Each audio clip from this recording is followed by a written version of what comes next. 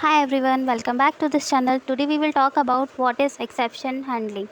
But before moving ahead with the exceptional handling, first let's just understand what is exception. Okay, exception means what? An exception is an event which occurs during the execution of a program that disrupts the normal flow of program instruction.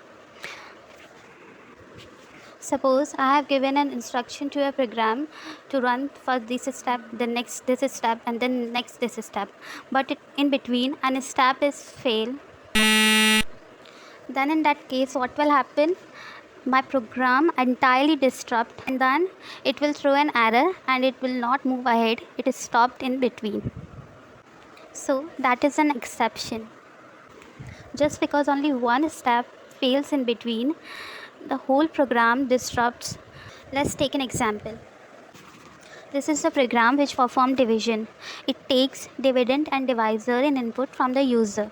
After taking input, it performs the division and print the output onto the screen, and after that it print the thank you in the screen.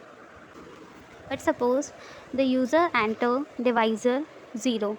So in that case what will happen? An exception is occurred. So because of this exception, that thank you message will not print onto the screen and the normal flow of the execution of a program is disrupted. So this is what the exception is. I hope you all understand it. To handle these types of exceptions, we use exception handling. We will discuss exceptional handling in detail in the next video. If you like this video, then don't forget to like, share and subscribe. See you in the next video. Till then, keep learning. Bye bye.